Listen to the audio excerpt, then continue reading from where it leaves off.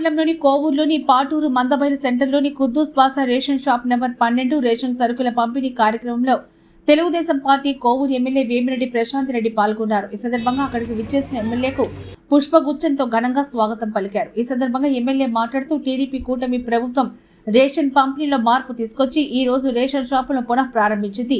Ration ప్రతి నెల 1 నుంచి 15వ తేదీ వరకు ఉదయం 8 నుంచి 12 గంటల వరకు, సాయంత్రం 4 నుంచి రాత్రి 8 వరకు రేషన్ సరుకుల పంపిణీ జరుగుతుందని, గత టీడీపీ ప్రభుత్వాల బ్రహ్మాండంగా సాగిపోతున్న రేషన్ ప్రక్రియను వైసీపీ ప్రభుత్వం మార్చి గందరగోళానికి తెరలేపింది. గత వైసీపీ ప్రభుత్వంలో ఎండియు వాహనాలు ఇంటింటికి రావు, వీధిలో ఎక్కడో ఒక చోట ఆపుతారు. ఆ వ్యాన్ల కోసం ప్రజలు ఎదురు చూడాలి.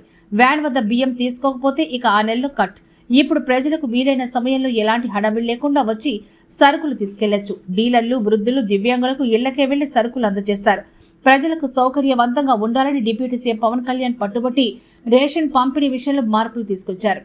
ఈ కూటమి ప్రభుత్వం తెచ్చిన మార్పును ప్రజలు సంతోషంగా స్వాగతిస్తున్నారు. ఈ కార్యక్రమంలో మండల టీడీపీ అధ్యక్షుడు కొల్లా సుధాకర్ రెడ్డి, బాబా సివిల్ సప్లై డీటీ బాలకోటమ్మ తదితరులు పాల్గొన్నారు.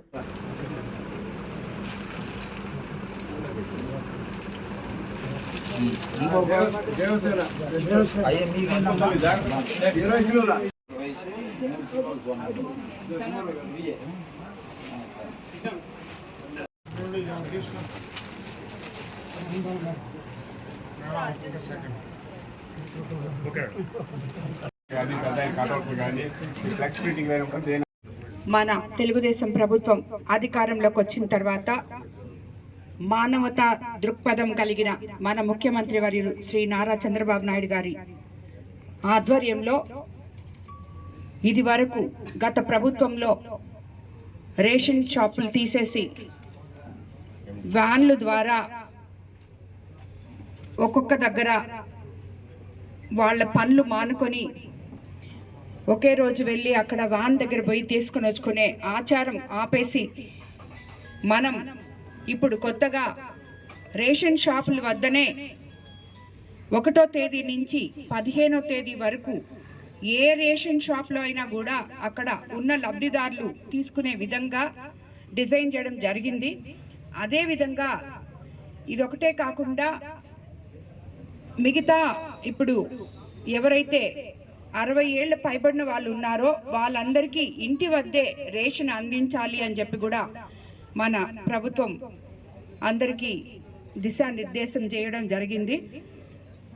దీంట్లో ప్రతి ఒక్కరూ లోకల్ నాయకులు, అధికారులు భాగస్వాములై ఈ కొత్త సిస్టమ్ అలవాటు అయ్యేదాకా ప్రతి ఒక్కరికి రేషన్ అందే విధంగా మీరందరూ చూసుకోవాలని చెప్పి స్థానిక నాయకులు అధికారులతో మాట్లాడి ఏమన్నా ఒడిదొడుకులు ఉంటే ఈ 2-3 నెలల్లో సెట్ చేసుకోవాలని చెప్పి ఏ రకంగా కూడా ప్రతి ఒక్కరికి రేషన్ అనేది అందాలి. అలా అందని విధానం ఉన్నప్పుడు ఫస్ట్ స్థానిక నాయకులకి కంప్లైంట్ చేయండి, అధికారులకు కంప్లైంట్ చేయండి. మీకు అక్కడ జరగకపోతే మండలాధ్యక్షుల దగ్గర తీసుకెళ్ళండి, అక్కడ జరగకపోతే ఎమ్మెల్యే దగ్గరికి రావచ్చు. కానీ ప్రతి ఒక్కరు కూడా రేషన్ వాళ్ళకి ఎవరైతే అర్హులో వాళ్ళందరికీ కూడా రేషన్ అందాలని చెప్పి కోవూరు కాన్స్టిట్యున్సీలో నేను మిమ్మల్ని అందరినీ కోరుకుంటున్నాను. అదేవిధంగా అధికారులు కూడా దీనికి తగిన చొరవ చూపాలని చెప్పి ఇక్కడ మన ఎవరైతే ఈ రేషన్ షాప్ డీలర్స్ ఉన్నారో వాళ్ళందరూ ఒక కోవూరు కాన్స్టిట్యున్సీలో నాకు తెలీదు, గత ప్రభుత్వంలో కానీ అంతకుముందు కానీ నేను కొన్ని కంప్లైంట్స్ వినున్నాను. కోవూరు కాన్స్టిట్యున్సీలో ఏ ఒక్కరు కూడా రేషను అందుబాటులో లేదు అనే పదం రాకుండా చూసుకోవాలని చెప్పి డీలర్స్కి కూడా నేను ముఖ్యంగా ఇందుమూలంగా చెప్తున్నాను. అలా కాని పక్షంలో నిర్దాక్షిణ్యంగా డీలర్షిప్ అయితే అధికారుల ద్వారా తీపిచ్చేస్తానని కూడా మీకు అందరికీ చెప్తున్నాను. ఇది మన ప్రభుత్వం.